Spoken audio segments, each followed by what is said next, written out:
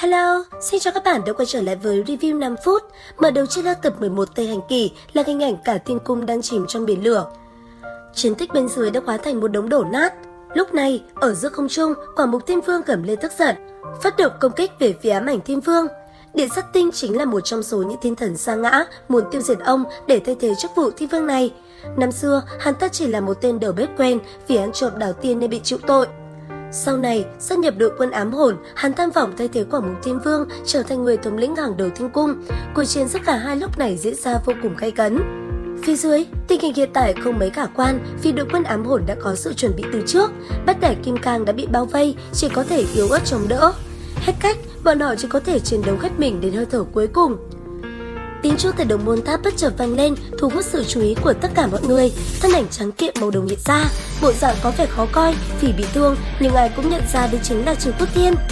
Cầm trên tay kiếm hồn của Đế Thích Thiên năm xưa cắm tải chiến tích tại Atula, ông tuyên bố cuộc chiến hiện tại mới chỉ vừa bắt đầu mà thôi. Nói rồi, gia nhập vào cuộc chiến xử lý khai tên đồ đệ đầu quân cho ám hồn. Trên một bãi thiên cung, Tôn Ngộ Không cùng với Sát Tâm Quan Âm đang tâng bốc lẫn nhau thì hắn chợt nhớ ra Tố Y. Sự lung túng của Sát Tâm khiến hắn cảm nhận có gì đó không ổn.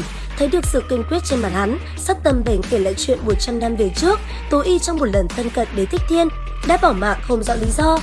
Tôn Ngộ Không sau khi biết tin năm xưa, trong thời gian hắn bị giam giữ ở Ngũ Chỉ Sơn, Tố Y đã bị Đế Thích Thiên ám hại, bèn nổi giận lôi đỉnh, đem kim cang bổng hướng đầu ông ta mà đánh tới. Đúng lúc này, một nắm đấm to lớn phá tan công kích của hắn. Người sở hữu nắm đấm quyền lực này chính là Tỷ Sa Môn Thiên Vương. Vốn dĩ ông ta cũng không có hứng thú đầu quân cho ám hồn, nhưng mà với bản lĩnh thất bại, khiêu chiến mọi đối thủ thì Tôn Ngộ Không chính là đối thủ hàng đầu của ông ta. Ngộ Không điên cuồng giận dữ đã phóng thích ra đại viên hồn, cơ thể khổng lồ của hắn lúc này chiến ý nồng đậm, muốn lấy mạng Đế Thích Thiên nhưng lại bị Bắc Phương tướng quân ngáng đường, hắn chỉ có thể giải quyết ông ta trước. Sau khi cả hai đồng thời phát động công kích, sức phá hoại cùng hủy diệt lan ra diện rộng, hai đòn công kích va chạm, thiên cung trước mắt nhanh chóng biến thành một đống phế tích. Sau một hồi đấu đá qua lại, chưa ai chiếm được ưu thế thì Sa Môn Thiên phát động không ấn ma pháp, đến tất cả vạn vật xung quanh ngưng kết, ngay cả Tôn Ngộ Không lúc này cũng bất giác không thể cử động. Nhân cơ hội đó, ông ta đã tóm được Ngộ Không, bóp cổ hắn xách ngược lên mà chế giễu. Đại yêu cả thiên cung mấy giờ cũng chỉ có thế mà thôi, cuối cùng chẳng phải bại dưới tay ông ta hay sao?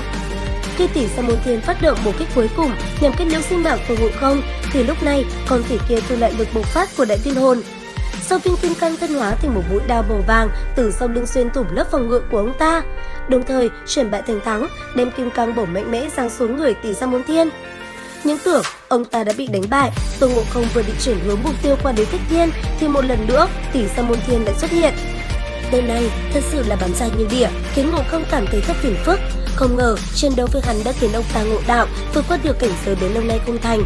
Ông ta quả thật đã trở lại và lợi hại hơn xưa, một đấm đã đánh bay Tôn Ngộ Không xuống mặt đất. Ngộ Không tức giận ra mặt, thiên giới toàn những kẻ điên khùng và biến thái. Đế Thích Thiên đã đành sở lại thêm một Bắc Phương tướng quân. Hôm nay hắn phải chiến đấu một trận thông khoái mới được. Nói rồi, hai tên quái vật lại tiếp tục lao vào nhau chiến đấu. Phía trung tâm thiên cung, đội quân ám hồn với số lượng đông đảo đã rất nhanh lấy mạng những binh lính còn sót lại ở nơi đây. Những người còn lại có thực lực cao hơn một chút, chỉ có thể miễn cưỡng chống đỡ. Khi ám hồn tưởng chừng như đã thâu tóm được toàn bộ thiên cung, thì đúng lúc này phía chân trời quang mang chợt lóe. Tam Nhãn Thần Tướng đem theo đội quân tinh nhuệ của triều đình đã kịp thời xuất hiện, bị chôn giả tại Vân Ngoại Thiên, không ngờ lần này trở về bản lĩnh còn cao hơn trước. Sự xuất hiện của hắn đã khơi dậy sĩ khí trong lòng hết thảy thiên binh thần tướng. Lần này trở về, không những quét sạch đám ám hồn trên đường, Tam Nhãn Thần Tướng còn đem theo tất cả thiên thần bị giam giữ tại phù đảo Tù Lao trở về. Xuất hiện ngạo nghễ trên lưng chiến mã, hắn tuyên bố tất cả chuyện này đều là sự sắp đặt của Sát Tâm Quan Âm. Điều này ngay cả Đế Thích Thiên cũng không thể ngờ tới. Liệu rằng sự xuất hiện của thiên binh và Tam Nhãn Thần Tướng có thể giúp đội quân thiên giới thay đổi được cục diện hay không? Cùng theo dõi kênh để biết thêm chi tiết nha! Đến đây thì cũng hết tập 11 Tây Hành Kỳ. Xin chào và hẹn gặp lại các bạn ở những video tiếp theo.